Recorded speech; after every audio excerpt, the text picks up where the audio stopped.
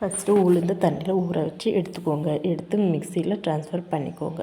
அதை நைஸ் பேஸ்ட்டாக அரைச்சி எடுத்துக்கோங்க. தென் அதை ஒரு கண்டெய்னரில் ட்ரான்ஸ்ஃபர் பண்ணிவிட்டு அது கூட 3 வெங்காயம், 4 பச்சை மிளகா, கொஞ்சம் கொத்தமல்லி எல்லாத்தையும் ஸ்லைஸாக வெட்டி தனித்தனியாக எடுத்து வச்சுக்கோங்க.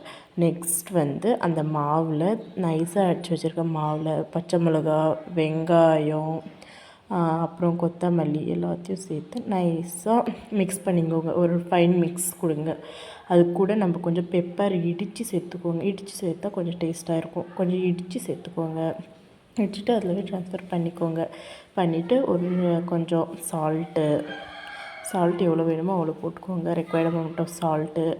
அது கூட நம்ம இது அரிசி மாவு இருக்குல்ல, அதை ஒரு 2 டேபிள் ஸ்பூன் சேர்த்துக்கோங்க. சேர்த்துட்டு அதுக்கு ஒரு நல்ல மிக்ஸ் கொடுங்க.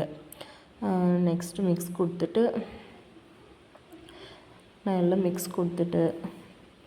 ஆயிலை ஹீட் பண்ணுங்கள். அதுக்கு ஒரு நல்ல மிக்ஸ் கொடுங்க. மிக்ஸ் பண்ணிவிட்டு ஆயிலை நல்லா ஹீட் பண்ணுங்கள். அது ஒரு 3 to 4 டைம்ஸ் மிக்ஸ் பண்ணுங்கள். நெக்ஸ்ட்டு கேஸ் ஸ்டவ் ஆன் பண்ணிவிட்டு கடாயை வச்சு எண்ணெய் ஊற்றிக்கோங்க. எண்ணெய் ஊற்றிக்கோங்க. எண்ணெய் சூடு ஏறினதும் அதை இன்னொரு வாட்டி ஃபைனாக மிக்ஸ் பண்ணிவிட்டு அது நெக்ஸ்ட் எண்ணெய் ஹீட்டாக இருக்கான்னு பார்த்துக்கோங்க. கை வச்சா சூடு தெரியும். அதுக்கப்புறம் தண்ணியில் கை விட்டு அதை நனைச்சிட்டு கொஞ்சம் மாவு எடுத்து அதை ரவுண்ட் பண்ணிவிட்டு அதுக்கு ஒரு ஓட்டை வச்சுக்கோங்க சென்டரில். ஃபுல் கை ஹேண்டு வாட்டரில் இது பண்ணிக்கோங்க.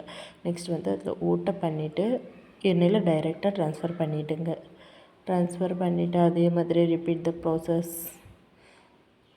ஒரு 5 அந்த மாதிரி பண்ணிக்கோங்க.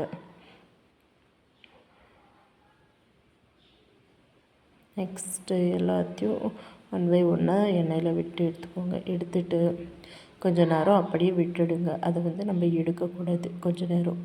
தென் கொஞ்சம் கலர் சேஞ்ச் ஆகும். ஒரு மாதிரி கோல்டன் கலராக சேஞ்ச் ஆகும். கோல்டன் கலர் சேஞ்ச் ஆகும்போது நல்லா வேக வச்சுட்டு எடுத்து ட்ரான்ஸ்ஃபர் பண்ணிக்கோங்க. நல்லா வேகணும். கோல்டன் ப்ரௌன் வர வரைக்கும் வேகணும். இது இன்னொரு மெத்தட். நம்ம டீ கொதிக்கிற வடிகட்டியில் மாவு கொஞ்சம் போட்டு அது சென்டரில் ரவுண்ட் பண்ணிவிட்டு எண்ணெயில் விடுங்க. கரெக்டாக ஷேப் வரும். இதை நீங்கள் ட்ரை பண்ணி பாருங்கள். இது ஒரு ஈஸியான ட்ரிக் உங்களுக்கு. நான் இது ட்ரை பண்ணி பார்த்தேன். எனக்கு இது நல்லா ஒர்க் அவுட் ஆச்சு. இந்த மாதிரி பண்ணி அதையும் எடுத்து போட்டுக்கோங்க. நெக்ஸ்ட்டு நாம் இதை ட்ரான்ஸ்ஃபர் பண்ணிவிட்டு எல்லாருக்கும் கொடுக்க போகிறோம். எல்லோரும் சாப்பிட்டு எப்படி இருக்காங்கன்னு சொல்கிறாங்க பாருங்கள். லாஸ்ட்டில் எங்கள் குட்டி குழந்தைக்கும் கொடுக்குறோம்.